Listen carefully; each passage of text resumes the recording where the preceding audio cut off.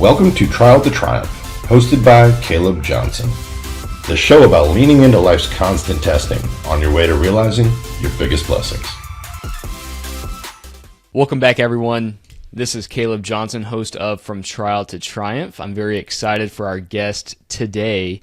He is a very successful young man who has had a ton of experience, and I'm looking forward to glean some things from him myself. So Elijah Brown, welcome to the show. Caleb, thank you so much for having me on.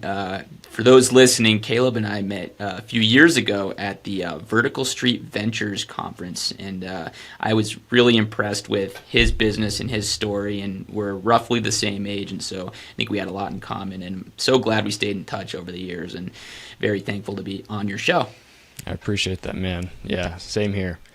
Now, Elijah, can you go ahead and give our listeners just a quick background story, maybe in 2 to 5 minutes, just a little bit about yourself? Yeah, sure. So it all started back in college.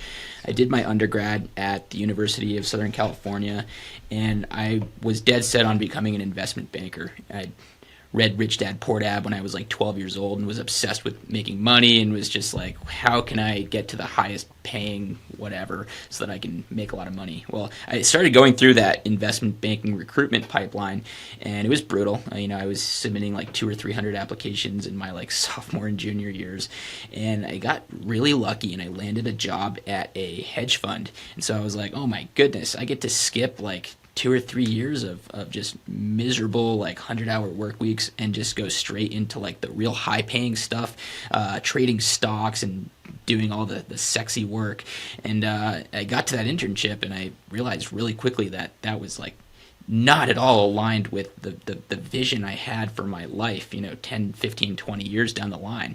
And it's a very brutal industry. It's super volatile, long work weeks, very high stress and anxiety. And I just didn't really like resonate with it, and I wasn't really good at picking stocks and trading and the whole secondary market thing. Anyway, fast forward, during that internship, I started watching a lot of YouTube videos, and I stumbled across channels like Bigger Pockets, Chris Crone, Graham Stephan, Meet Kevin, Phil Pustajovsky, some of the greats, and they were all talking about rental properties and real estate. And I had remembered, reading Rich Dad Poor Dad, Robert Kiyosaki, who's one of like the best real estate investors, and I just started going down a YouTube rabbit hole. And after about 2 weeks, I thought I need to stop learning and take action immediately. And I'm so glad that I was naive enough. I'm glad that I was dumb enough to get into my first rental property because the numbers totally didn't make sense.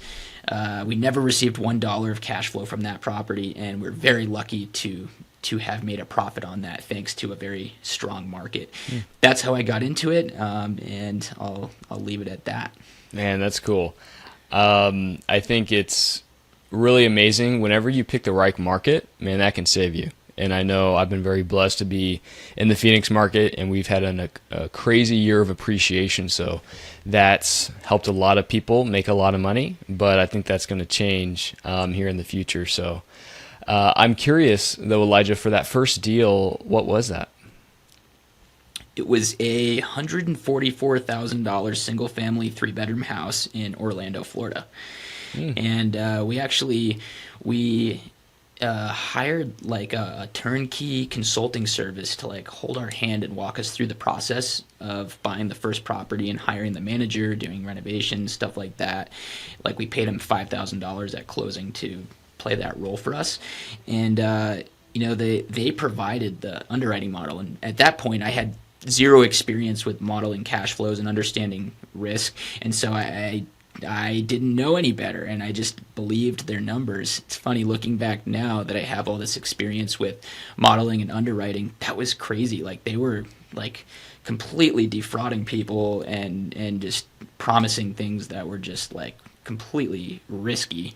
And so we ended up buying that property, and as I said, it was kind of a train wreck in terms of cash flow. We had to make multiple officer loans to just keep it alive, but thankfully we got out of that. I think I made like $30,000 on that first property, which was awesome considering the situation we were in. Yeah. And then, Elijah, from there, where did you go? Did you go right into capital raising, apartment buildings? What was your trajectory from that point? No, I made the mistake of wanting to do it all myself for about 5 or 6 years.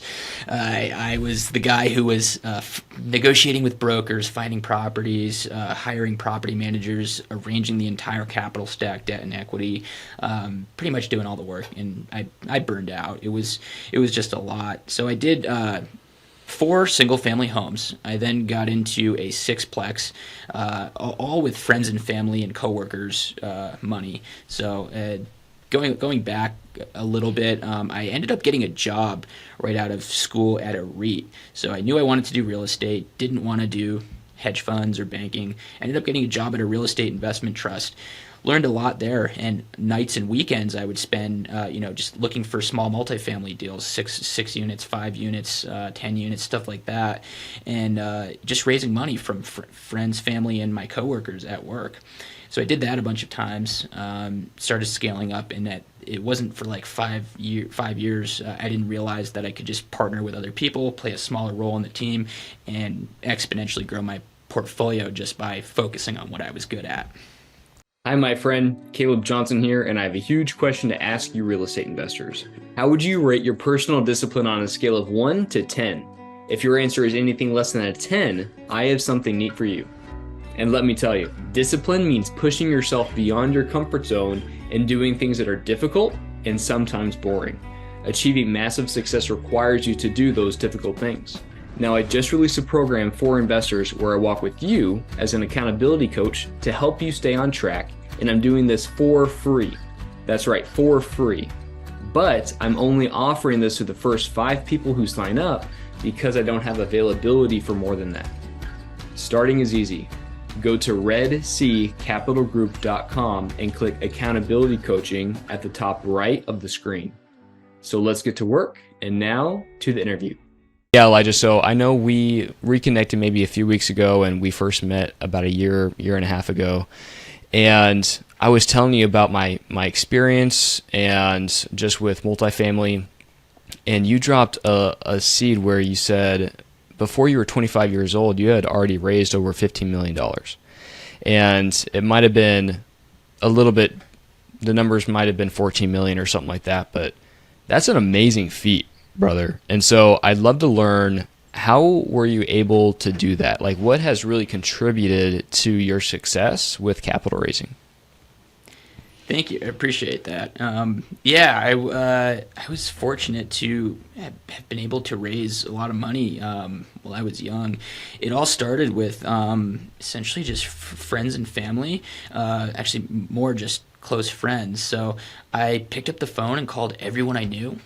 I walked around the office when I got a job with like a deck in hand and had conversations with people. I reached out to people outside of work and got together with them. It was really just like based on close relationships with people and developing trust, and then coming to them later with good deals. It's like I only had a list of maybe like 50 contacts that I was reaching out to for like the first 5 to 6 years, and through that list I was able to raise a significant amount of money. Now a good portion of that came from like on the later end of those years when I realized that I could come into a deal as a co-GP and essentially like borrow some of the track record and like what's happening with the overall like LLC rather than just my portion of it. And just as an example, we raised like we had a Colorado deal. It was like 54 units, and we raised like 2.7 million. Well, I only brought like maybe like 600,000 to that deal. But since I was one of the managers of that deal, and in fact I was playing a role of like one of the lead managers in that deal, I get to say that full, like, 2.6, 2.7 is part of, what I raised, because I was a big part of that company and actively participating and involved in that LLC. And that's just one example that comes to mind. But I think now, I'm 27 years old, and I think we're a little over 20 million in equity raised. This past year has been significantly slower than during the bull market.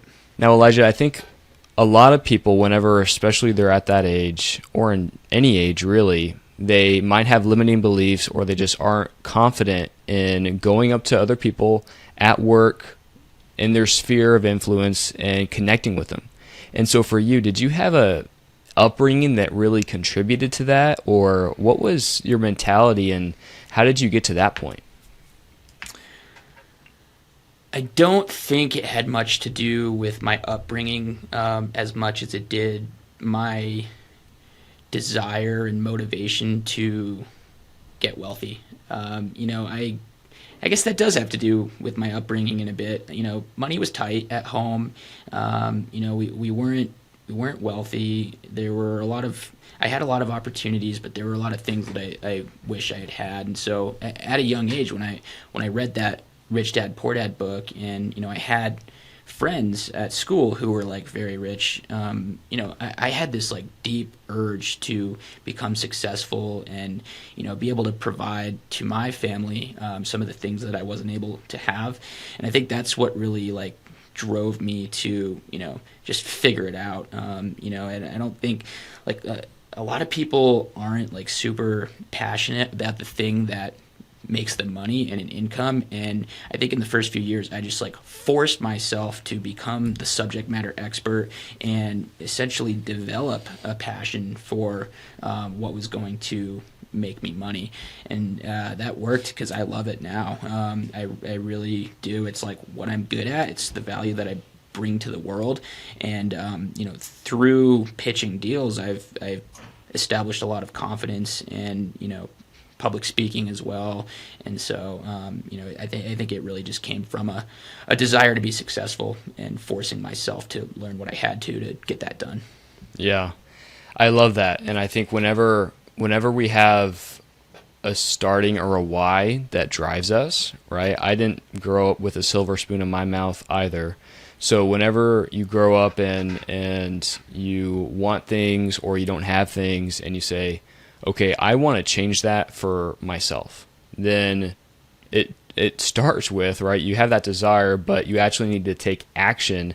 And that's where a lot of people won't. Maybe they don't know how to, or they're lazy, or whatever the reason is, they don't take action. And so it gets to a point where you need to just grind away and really get into the weeds and understand it. Because, Elijah, especially in our industry, I can see a lot of people that they'll say, oh, I've done 15 syndications, or I've done 20 deals, and 19 of those are limited partner positions where they just invest 25, 50 grand, yeah. And now they're saying that they have all this experience, but they don't know jack. They don't know really how the deal works, or they don't have that knowledge. And I love what you did is you got into the weeds, learned the business, and actually understand it. And that's what it's going to take. If you're starting off as you have to grind in the beginning. Yeah. If you're starting off as a new investor, you have to actually learn and understand it. And that's something that I've learned myself, is that I've got to really understand what I'm talking about, because if I'm going to sell someone else, then I need to be sold myself, right? Yeah, absolutely. And invested yourself too. Like all the deals that I pitch, the first question the investors ask, it's like, well, are you investing in it? That's the really the kicker. It's like, if I'm not going to put my own money behind these deals, like, how can I expect anyone else to do it too? Right. That's a good point. Now, some of the people listening to this might be in the early stages of starting off their real estate investing company, their investing journey.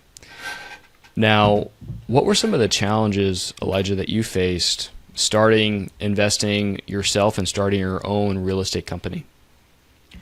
The first thing that was like the biggest roadblock was like not having any money. Like when I bought that first house, I had been working 3 part-time jobs and had a life savings of $20,000, which was awesome. That was great, but that wasn't nearly enough to get into a property. And so I had to very quickly figure out how to use other people's money and creative financing to essentially get in on these opportunities. Like I didn't have any money. I needed to bring partners in. I was syndicating before I even knew that I was selling securities. And in the very beginning, it's like I didn't understand the SEC rules and everything. I was just like finding solutions to my problems, which was bringing partners in to help me finance the deals. That was like the biggest thing. The second hurdle, and why I have switched my business model, which we'll get into later, was active management of deals is a full-time job. It's exhausting. Property managers will lie, cheat, and steal from you. Contractors will do bad work and steal from you. And you're always just going to get calls for things that you don't want to deal with, and issues come up on a daily basis. I never realized getting in, like I thought I was going to make all this passive income, and I didn't realize that it's very active. It's a very active job. The only real way to be a passive investor, to get passive income, is to join a deal as a limited partner, and essentially not have any role in the operations. Right. You're actually able to travel full time, where you're living in a Mercedes van that you've converted to a living space. And so I think there's so many people that they get into real estate and they want that, right? They want time and money so that they can do the things that they want to do when they want to do them. And so you're living that, which is awesome. So let's talk about how you're actually able to do that.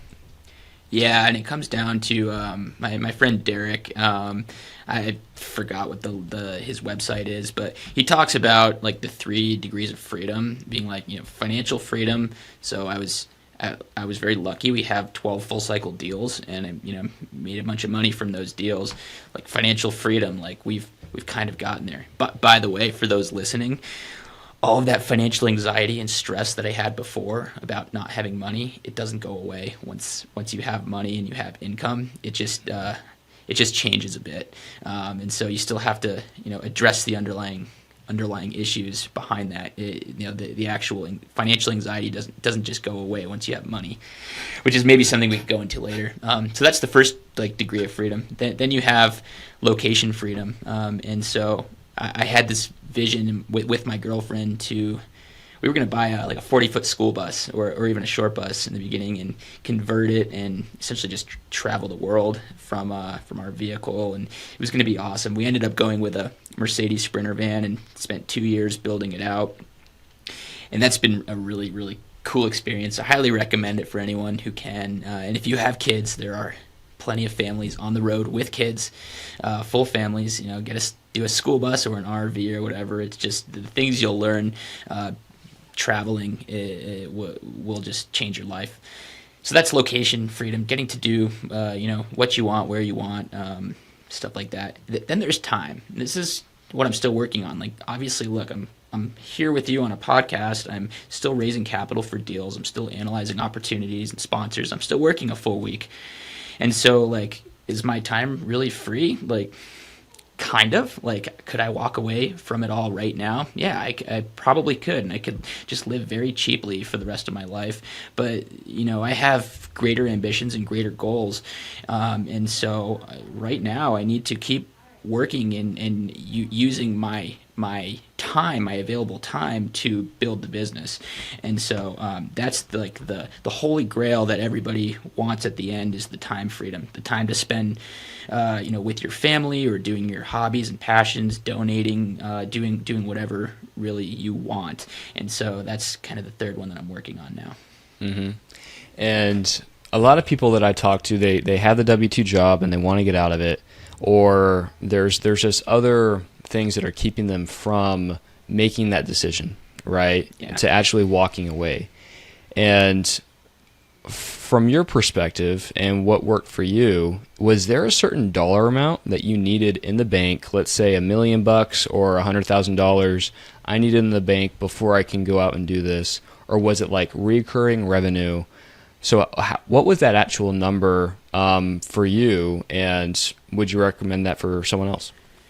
I didn't do it based on a number, and to be honest, like I never went to work for money. I never liked the idea of trading my time for money.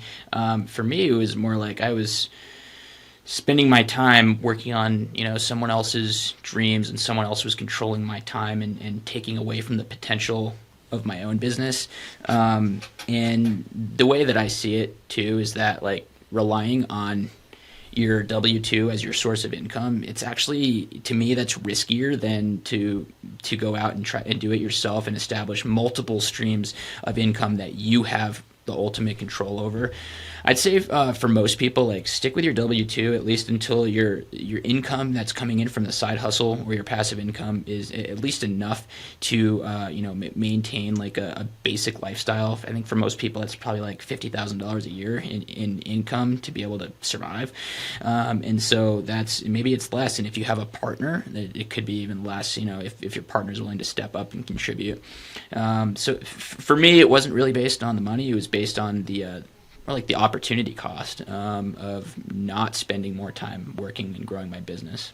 And I love that. I'm going to take that and run with it for a little bit. And Sure. I see some people that they're married, right? They have a couple kids, and let's say the husband decides he wants to do this full time, or the wife decides she wants to do this real estate full time. And so the other spouse, in a sense, is able to support them through that first deal, and then they work towards retiring them out. So I've seen that before, and what worked for me actually was, I remember vividly, I was having dinner with a good friend of mine who had just left his W-2 job. I think he actually had less rental properties and less years of experience than I had. And I'm thinking like, man, how are you at that point where I want to be, right? And I asked him that question over dinner. And he said, Caleb, I think knowing you can just leave and figure it out. And I thought about that and was like, so I could leave now. And of course, you can't just make that decision on a whim. Right. But funny story is I actually took that to heart, prayed about it a lot, and within 3 months, I was out of my job. And awesome. Through selling some assets and just making it happen, I didn't have passive revenue coming in that was able to subsidize my net annual income of what I needed. It kind of just figured it out. And so, but you had the fire under you. You had to do it to survive. Yeah, man. Yeah. And not everyone is in that position though. So I am very blessed, single, no kids. So I have that flexibility, but there are a lot of ways to do it. Now, the reason I say that on the show is because, Elijah, you had a way that worked for you. I know other people that a different way worked for someone else, and then my way worked for me. And so what's the worst that can happen for me, at least, is that I go get another job. So right, which you totally can. I mean, this experience you're having right now makes you unique. I mean, it's something that employers will value for sure. Yeah, and so anyone that's listening to this, if you're at that point, you're debating it, really listen to, there's a couple of stories that we just talked about here.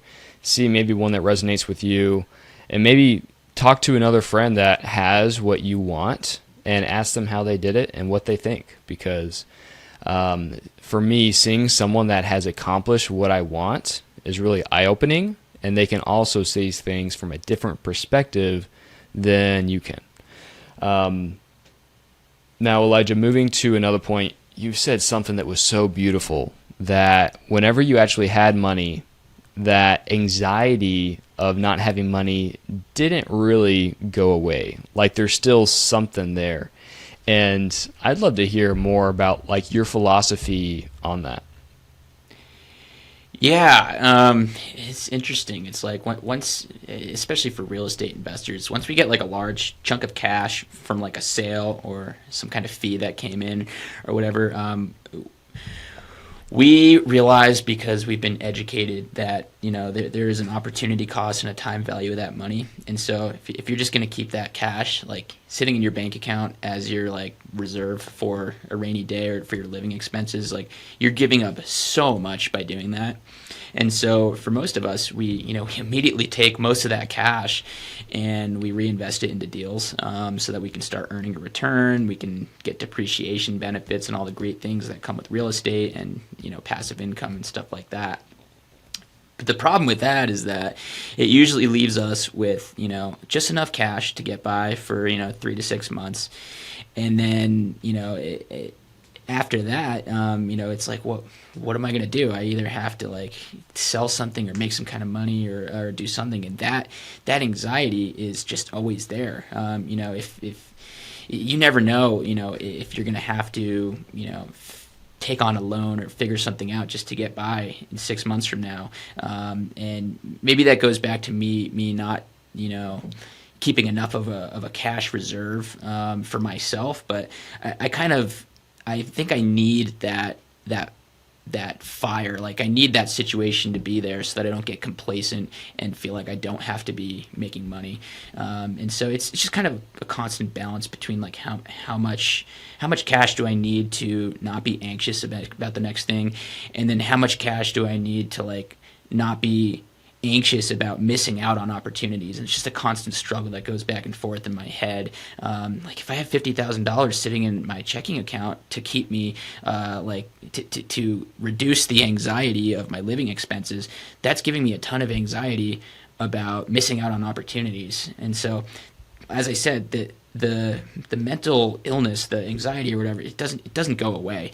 It just changes into like a different form. And so you really need to figure out a way to become at peace with yourself and your emotions, and fix any underlying traumas that you have about money. And that's what will help you get through it. Not making more money. Yeah, I love that, because that can be a huge trap that people fall into. And I've talked to guys that have done that trap for 15 years. They have the house on the beach in Miami with the beautiful wife, the kids, the Rolls Royce, and then they're just as unhappy as the day they started. And now they just have more problems, because with more money usually comes more problems. Yeah. And so, yeah, I love that, man. Starting with the root. So many people just want to sweep it under the rug and maybe just address that, I just need more money, that top line thing. But look at the root, Yeah. And for me, at least, that's relationship with Christ. And so whatever that is for anybody, I really encourage anyone listening to this to find out what that is for you. So anyway, but I think, Elijah, we're going to have to come to the final point, and that's just the 3 final questions. And before we could do that, I just want to say thank you so much for being here. Man, it was great to speak with you, and I said earlier that I knew I would glean a lot from just talking with you, and I can say I have. So I really appreciate you being here. It's been a pleasure. Thank you so much for having me on. Yeah, we're definitely going to continue this conversation throughout the years. I know it. So the first question that I ask every guest is, if you can recommend a book to our listeners, what would that be? So the one that I recently read, Leadership, Strategy, and Tactics by Jocko Willink. I'm a military officer. I'm in the Army Reserves, and so that style of writing with all the lingo and the language and everything about leadership really resonates with me. But I think it's super important for anyone who wants to be an entrepreneur, a business owner, or just successful in life in general. I would highly recommend that book. Jocko goes into a lot of detail on how you can be a good leader, create good leaders, and influence the organization to get the mission done. Mm-hmm. Another book of his, Extreme Ownership, changed my life, and so he's an amazing author and has some really cool stories, some narratives that he puts in there, which is great. Now, Elijah, the second question is, if people want to learn more about you, where can they do that at? So the best way to get in touch with me is add me on LinkedIn. Just shoot me a message. It's linkedin.com/in/Elijah W. Brown. I have numerous links in my bio where you can download free stuff. I have a free book and an Excel model, and you can reach out and shoot me a message. But also check out our website. It's goldhawk.us. I've got it right here, and that's where you can find out about my company, our portfolio, our strategy, and everything like that. And if people, well, actually, if you can share one final thing with our listeners that they can take away from today's show, what would that be?